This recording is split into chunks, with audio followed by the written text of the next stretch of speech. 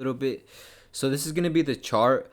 I would probably recommend you not to go ahead and use a MT4 chart. I would recommend you to download the TradingView app, or go ahead and just use the TradingView off of your computer.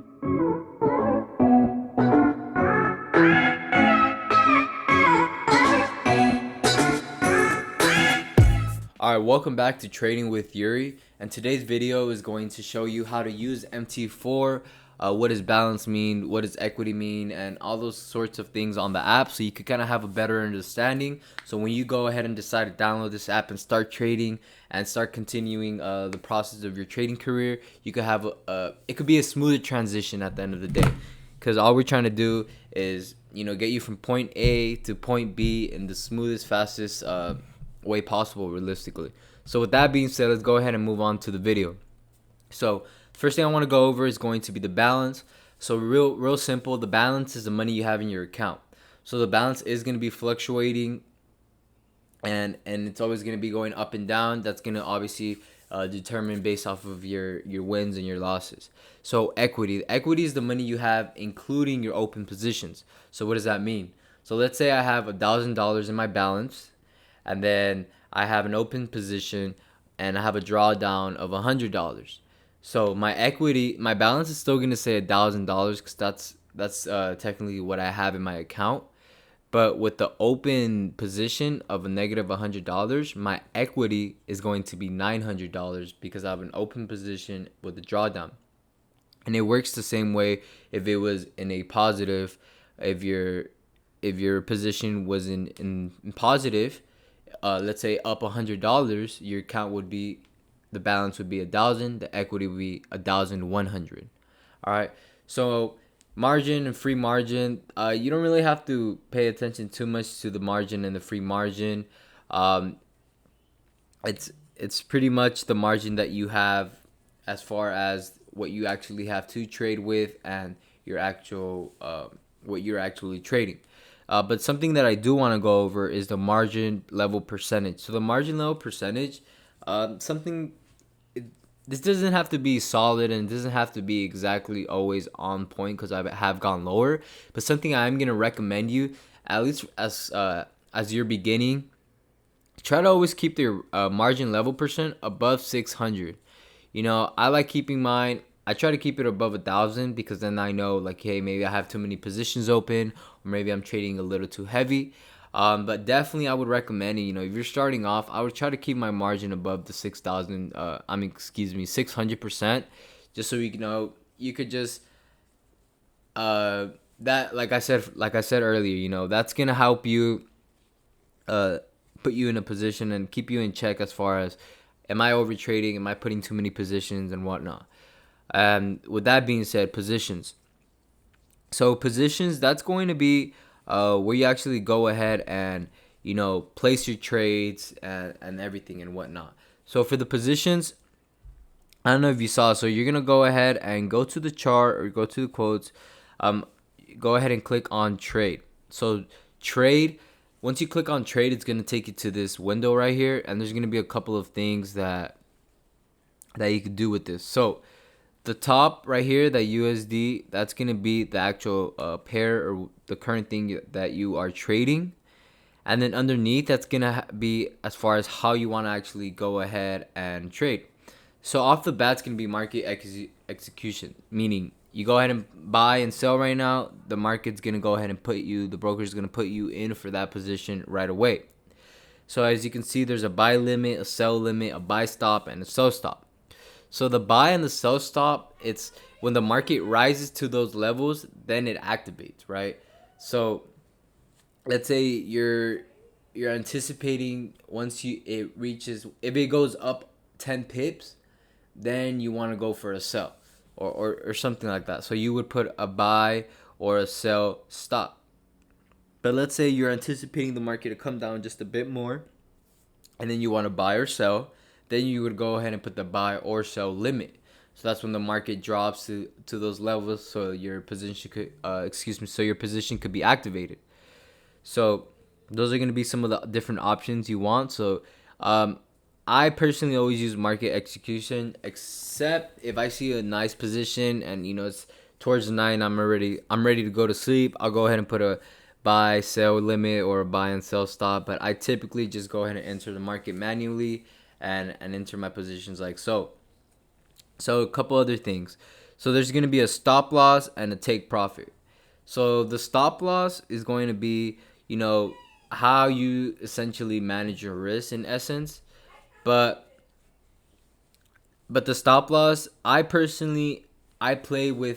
a stop loss as far as, once it reaches this mark, I'm gonna go ahead and exit the market. But I don't actually enter the stop loss manually, so that I don't get stomped out if it does reach that time. Because something to keep in mind,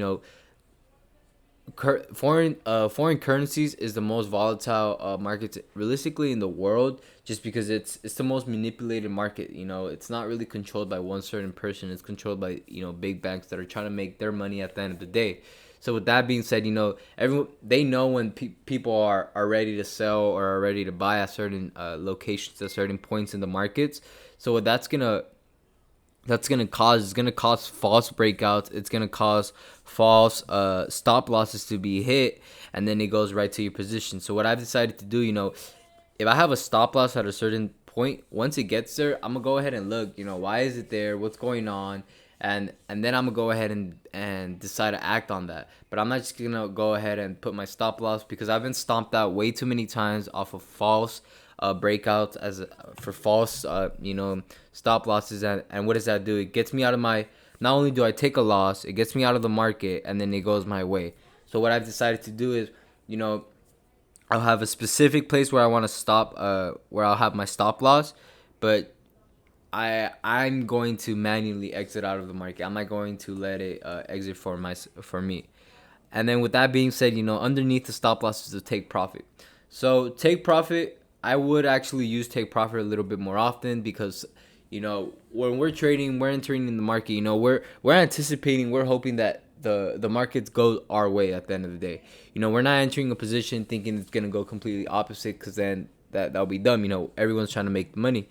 So what I decided to do is actually go ahead and sometimes, if it's gonna be if I feel like it's about to take off overnight when I'm asleep, I'll go ahead and put a take profit. Nothing too conservative. I'd rather have it open and have a bigger take profit, just in case it does hit it.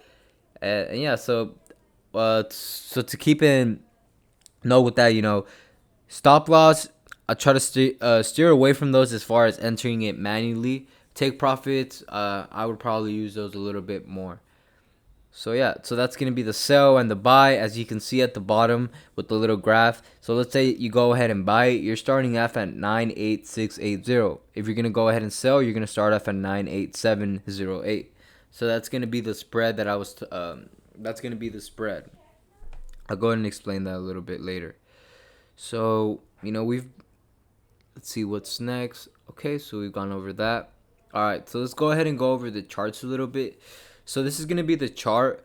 I would probably recommend you not to go ahead and use the MT4 chart. I would recommend you to download the TradingView app, or you go ahead and just going to give you a more accurate analysis. On top of that, you have more indicators, and it's just a clearer view.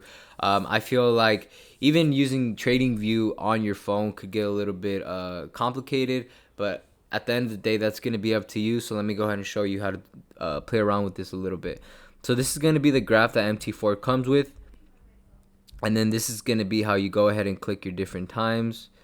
The 1 hour, the 4 hour, the 15 minute, whatnot, the daily. My personal favorite, the daily, right? And this is going to be the cross. So this is going to be how, right here, you can see at the bottom, the date with the time, the value of the currency at that time being. And then right here at the bottom, so this is going to be the main window. So it does come with a couple of indicators, not too many, but I mean, it's a few, some of the more common indicators that they have out here. All right. And then at the bottom, this is going to be the bottom part right here. You can add different indicators to it. So you can add indicators to the top part and indicators to the bottom part. So this is where you're going to go ahead and get some lines going on. and whatnot. You're gonna have to not have the cross when you want to put the lines. You put the line right there, and that's how it's gonna work. If you want to delete it, just hold on to the line, go ahead and put delete, right? And then let's say you want to go ahead and play around with your candlesticks and the way the chart looks. Go ahead and just click on any part of the white chart. Just click it, and this is gonna pop up. It's either gonna say trade, indicators, objects, or settings. Go ahead and go to settings, and then that's gonna be how you go ahead and play around with your different colors of the candlesticks and the backgrounds and whatnot.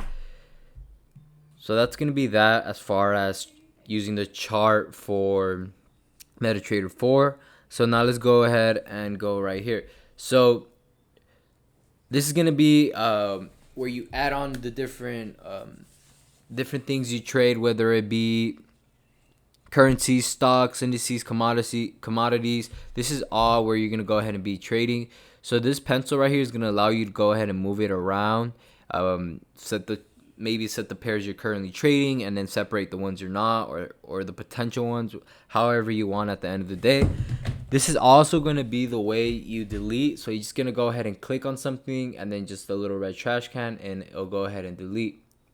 And then the little cross on top, on your top right hand, that's going to be where you add everything as far as, currencies, gold, silver, oil, energy, indices, commodities, stocks, whatever your broker allows you to trade. That's where you're going to go ahead and add it to your main screen, so you can actually go ahead and trade. So let's go ahead and just hold and click the NZD USD, and then let go, and then this little section at the bottom is going to pop up. You're going to go ahead and click on details. So details, this is going to be a little bit more depth as far as what you're actually trading and whatnot. So as you can see, it says spread. So your floating spread, that means that it's going to be fluctuating and it's going to be changing depending on how the markets are moving. And that's how essentially your broker makes their money, excuse me. So every broker is going to be different. The one I'm currently using, I have a floating spread, so it's going to fluctuate. There are brokers that actually have a set spread, so you go ahead and talk to them about that. You can call them and see, maybe you set something up if you want a set spread, or maybe you want a floating spread. It's going to be different for every broker. So as far as swap is going to be something very important. A lot of people don't know too much about swap, but when I do go ahead and place my trades, just because I am holding my trades from anywhere, I could hold it from anywhere from a day all the way to 3 weeks. It's all going to depend on the setup of the market. So the swap is going to be the interest charged or earned on your rollover, also known as carrying the trade over into the next trading day. So for the swap, you will not pay nor receive money if you close the trade before your position goes into the next trading day. Every brokerage goes about charging this fee differently, but as far as LMFX, they only charge you if you carry the trade into the next trading day. If you're not signed up yet, I haven't created an LMFX account, just go ahead. I'm going to go ahead and leave the link below, which is going to direct you to the video on how to go ahead and get started on creating an LMFX account. But yeah, guys, so the swap's going to be important. So for example, just to give you a little more specific example, let's say I go long on NZD USD. Like I've been saying, one of the reasons why NZD USD is one of my favorite trades right now, one of my favorite pairs, is because I'm very bullish on NZD USD. So I could be holding a position for a month, 30 days on a single standard lot. Just holding that position alone is gonna get me around $150, $180 just from positive swap.